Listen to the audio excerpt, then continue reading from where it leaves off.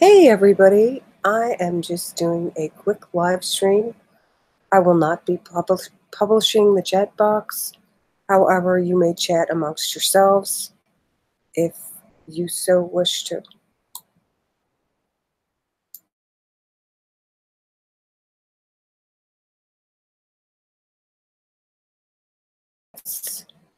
Study,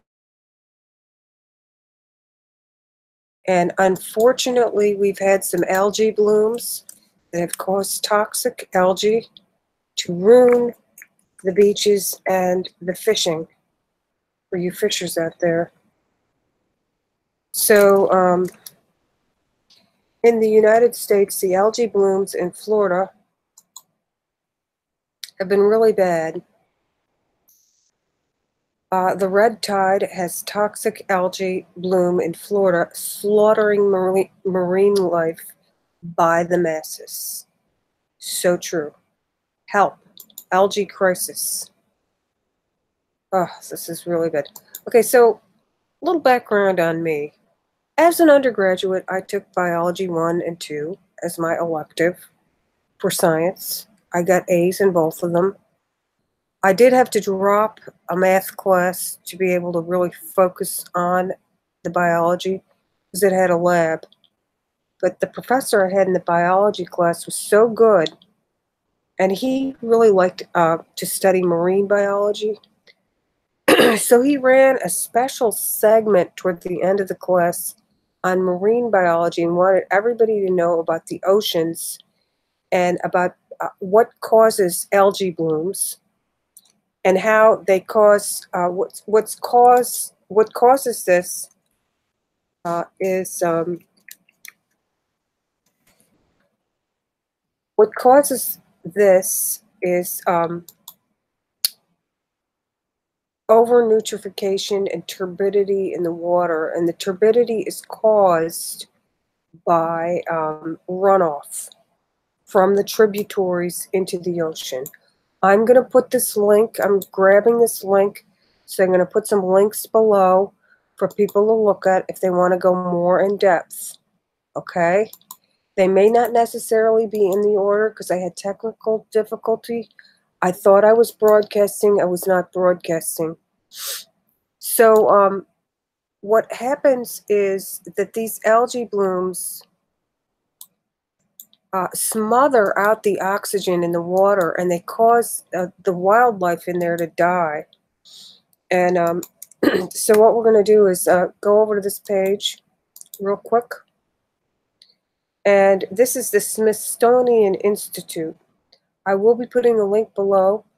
They have a article here on the red tides and how they have dangerous toxins that kill marine organisms. When you fertilize your lawn or your yard and it goes into streams, groundwater, runoff, it goes into the ocean. It causes the overgrowth of these microscopic organisms that are really tiny. I'm going to put this link below. You can watch it. Now, I want you to look at algae for a minute, because there's all kinds of different types. As a matter of fact, it is just a non-flowering plant of a large group that includes seaweeds and many... Oh, that's algae. Algae contains chlorophyll but lack true stems, roots, leaves, or vascular tissue. Now, these are diatoms. Diatoms are really tiny. They're like shells. They're microscopic. But, okay, so they have these different microscopic, like, you'd have to see them almost... They're so small, but they cluster together, and they crowd out the sunlight, and they just ruin it for the fish and the wildlife because they take up all the oxygen. And the thing that causes it is pollution running off, fertilizers and stuff like that.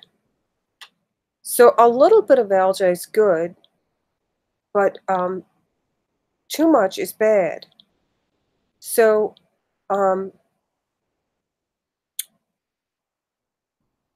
it's hardly ever one, okay? It's usually a group, so you say algae. So you've got your blue, and then when you go in cold areas, um, blue ocean or blue water, there are blue algae though, but usually the colder areas are cleaner, and so are the saltier areas, but microorganisms can grow in anything in heat, cool. They found stuff deep in the ocean. This is what you want. You want clear blue water. And so the tides are best when they're clear and clean and healthy and fresh. So hopefully this algae bloom problem in Florida will go away. So they're saying it's probably not going to go away until the winter. We're just getting a lot of rain. There's more fresh water, and it's not good. Well, guys, I'm really sorry about this, but there are some things you can do to prevent.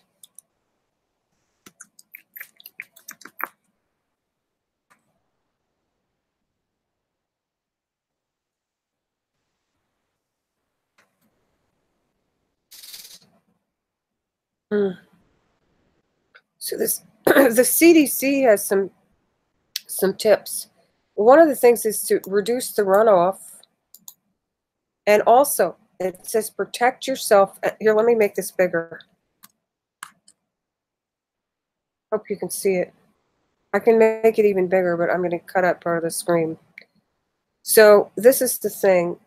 Stay away from algae blooms that are harmful. If they smell bad, if they look discolored, if they have foam, scum, or algae mats, that's where it's clinging together. If you see there's a bunch of dead fish or dead animals in there, do not go in the water. Okay? It's going to be like a cesspool. Now, you can have algae blooms in fresh water too, like lakes, and it's all got to do with what I learned in environmental science. It's runoff, causes and prevention. Here it is, do human activities affect cyanobacterial blooms? There's widespread agreement that within the scientific community, here,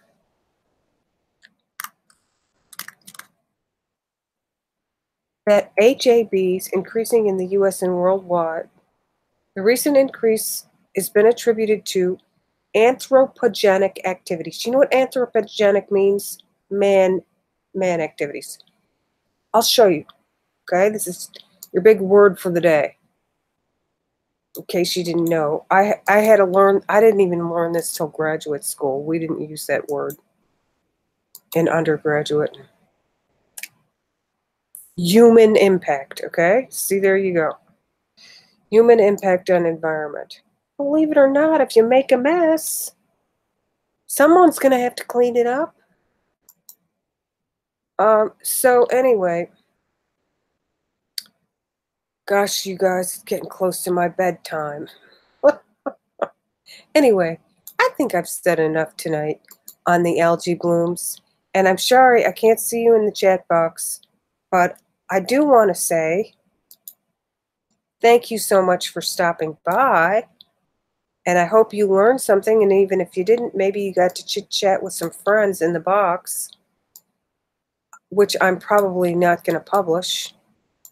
And I really appreciate your viewing me, and I want to say thank you very much. Now, where the heck is my screen to get off of here? That's a good question. Oh my goodness, this is not working out right. Okay, so I've just got a blank thing. You know what? I had 3 3 pages open. So I pulled one that said thank you up that was already open, and you couldn't see it because I was using a different page. I'm going to close that one.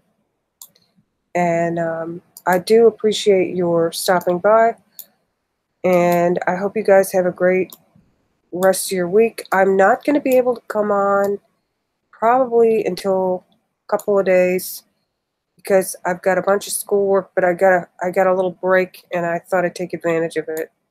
Okay, take care, everybody.